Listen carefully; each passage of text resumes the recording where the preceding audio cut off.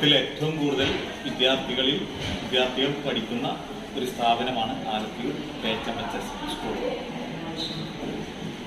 10ാം ക്ലാസ്സിലെ കുട്ടികൾക്ക് നീണ്ട കാലയളവിന് ശേഷം ഇന്ന് വീണ്ടും സ്കൂളിലേക്ക് വന്നിരിക്കുക. പകുതി കുട്ടികളാണ് വന്നിട്ടുള്ളത്. 27 ഡിവിഷനുകളിലായിട്ട് അവരിന്ന് ഇപ്പോൾ SSLC പരീക്ഷയ്ക്ക് തയ്യാറെടുത്തുകൊണ്ടിരിക്കുന്നു. ഇന്ന് അനുവദിക്കപ്പെട്ട കുട്ടികളിൽ അധിക കുട്ടികളും എത്തിയിട്ടുണ്ട്. ചെറിയ പനി, ജലദോഷം പോലുള്ള പ്രശ്നങ്ങളുള്ള കുട്ടികളാണ് വരാത്തതായിട്ടുള്ളത്. എല്ലാ അധ്യാപകരും പൂർണ്ണമായും കുട്ടികളുമായി ഇഴകിച്ചേർന്നുള്ള ക്ലാസ്സുകളാണ് ഈ 2 ആഴ്ച നൽകാൻ ഉദ്ദേശിക്കുന്നത്. അവരെ സ്കൂൾ അന്തരീക്ഷത്തിലേക്ക് തിരികെ കൊണ്ടുവരിക എന്നുള്ളതാണ് നമ്മുടെ മുന്നിലുള്ള ഏറ്റവും വലിയ ഇപ്പോൾ നേരിടുന്ന ഒരു പ്രശ്നം. അപ്പോൾ അതിനുള്ള ശ്രമത്തിലാണ് അധ്യാപകരായ ഞങ്ങളെല്ലാം. കുട്ടികളും വളരെ സന്തോഷത്തിലാണ്.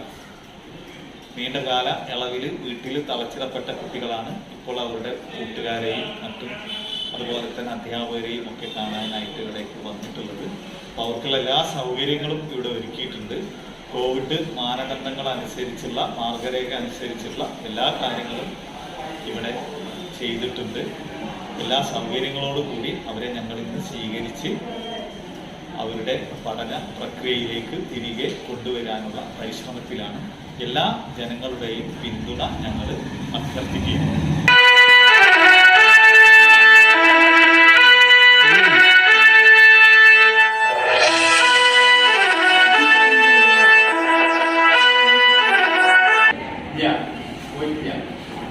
കൊറോണ പറ്റി അധ്യാപകർ നിങ്ങളോട് പറഞ്ഞത്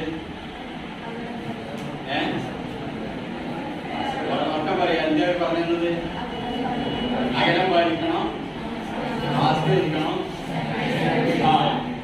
കൈ കഴുകണം, അല്ലേ? കൂട്ടം കൂടി നിൽക്കരുതെന്ന് പറഞ്ഞു, അല്ലേ? അപ്പൊ അതൊക്കെ നിങ്ങൾ അച്ചടക്ക മക്കൾ ചെയ്യും, അല്ലേ? അപ്പൊ വീട്ടിലാർക്കും മുമ്പായിട്ട് കൊറോണ മക്കൾ കൊടുക്കില്ല. വീട്ടിലേക്ക് കൊടുക്കുമോ? ഇവിടെ എടുത്തിട്ട് കൊറോണ വീട്ടിലെത്തിക്കാതിരിക്കുക.